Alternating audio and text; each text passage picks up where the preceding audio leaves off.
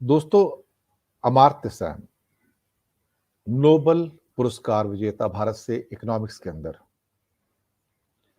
वो एक स्पीच दे रहे थे और स्पीच देते हुए उन्होंने एक बहुत महत्वपूर्ण बात कही। बात ये कही कि collapse of the nation, India is collapsing. हम इस बात को पहले से कहते आ रहे हैं कि भारत बट रहा है, भारत टूट रहा है, भारत अंदर से सामाजिक और धार्मिक रूप से जर्जर हो रहा है। पर बहुत सारे लोग ऐसे हैं जो इस बात को मानने को तैयार नहीं होते। जब इस बात की दुहाई एक नहीं बहुत सारे लोग भारत में दे रहे हैं कि ये कोलैप्स ऑफ इंडिया है, या जिसको कहा जाता है कि the idea of India lies in tatters now. एक देश, भारत जैसा देश, जो मुश्किल से 75 साल पुराना है इस समय आजादी के बाद, जिसके अंदर सैकड़ों अंतर विरोध हैं, जातियां हैं, धर्म हैं, सोच हैं, बिलीफ हैं, फेथ हैं, खाना पीना अलग है, ड्रेस अलग है, विश्वास अलग है।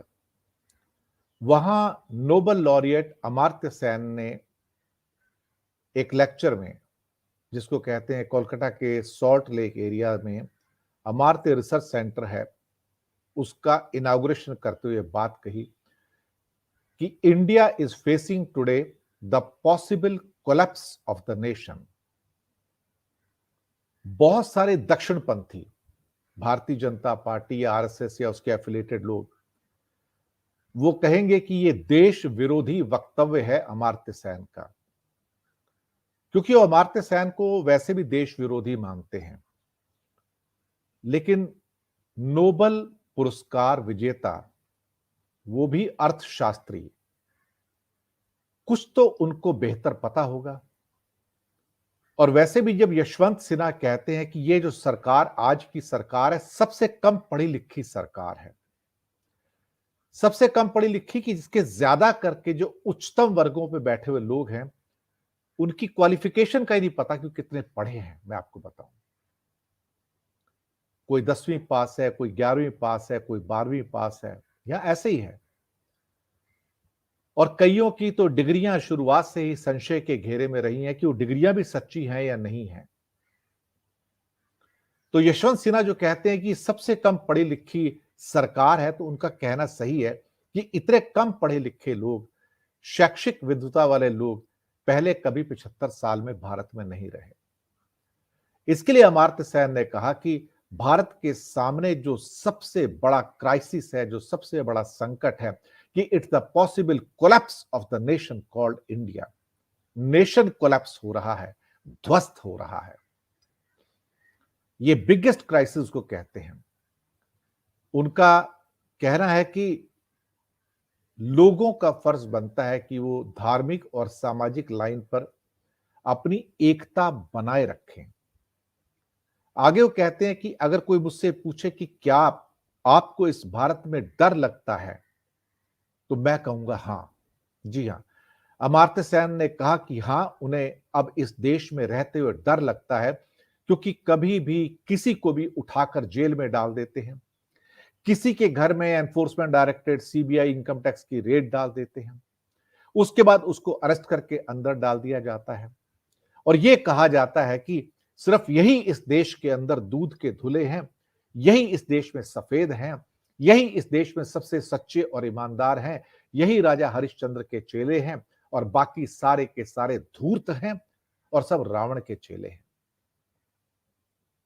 तो डरना तो स्वाभाविक है। उनका कहना है कि जो सिचुएशन है इस टाइम भारत में, उसमें डरना नेचुरल हो गया है। करंट सिचुएशन भारत के अंदर ऐसी है कि जो आपके डर का कारण है। आगे कहते हैं कि मैं चाहता हूं कि ये देश एक साथ रहे, इस देश में डिविजन्स ना हो। ये देश हिस्टोरिकली लिबरल रहा है, आजाद भी रहा है, लिबरल भी रहा है और लोगों को बोलने की, खाने पीने की, फेथ की आजादी रही है। आज आप जरा सा कुछ कह दोगे तो सीधा आप जेल में डाल दिए जाते हो। हर दूसरा आदमी आके कह देता है सामने, मेरी भावनाएं हर्ट हो रही हैं। पता नहीं उनकी कौन सी भावनाएं हर्ट होती हैं। जरा सी अगर आप बात कह दोगे, ऐसा लगेगा कि जैसे हमने उनको कहीं हर्ट कर दिया है। इतने ज्यादा लोग शॉर्ट टेम्पर्ड ईगोइस्ट हो गए हैं, अपने आप को धर्म के ठेकेदार बन के बैठे हुए हैं, वो भी भगवाधारी ठेकेदार। हमारे देश के अंदर तो जो उपनिषद थे, उनको शाहजहां का जो बेटा था दारा शिकोह, उसने फारसी में संस्कृत करके दुनिया के अंदर उनको, दुनिया को ज्ञान दिया, वहां तक पहुंचाया देखा जाए तो। और हमारे जो वेद वगैरह थे, उनको जो विदेशी इंडोलॉजिस्ट थे, उन्होंने अंग्रेजी में तर्जुमा करके हमारे तक पहुंचाया और हमें बताया कि वेद मंत्र क्या होते हैं और सारे चारों वेद क्या होते हैं, उपनिषद क्या होते हैं। हमें तो खुद नहीं पता था कि वेद उपनिषद क्या होते हैं। उन्होंने हमें तर्जुमा करके बताया अंग्रेजों ने कि ये आपकी दौलत है। अमर्त्य सेन ने यह भी कहा कि ताजमहल का क्रेडिट हिंदू नहीं ले सकते।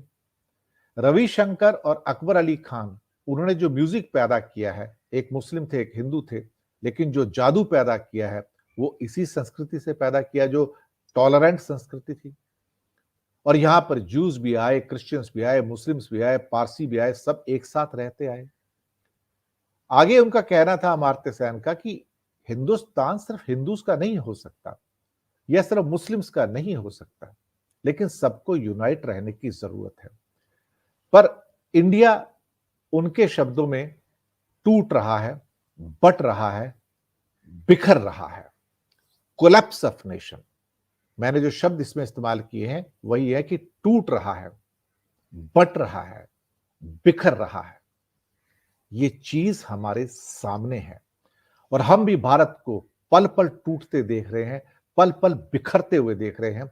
इवन सुप्रीम कोर्ट ने जो कहा कि आपने तो पूरे भारत में आग लगा दी नूपुर शर्मा को, लेकिन नूपुर शर्मा तो भारतीय जनता पार्टी की एक प्रतिनिधि मात्र थी।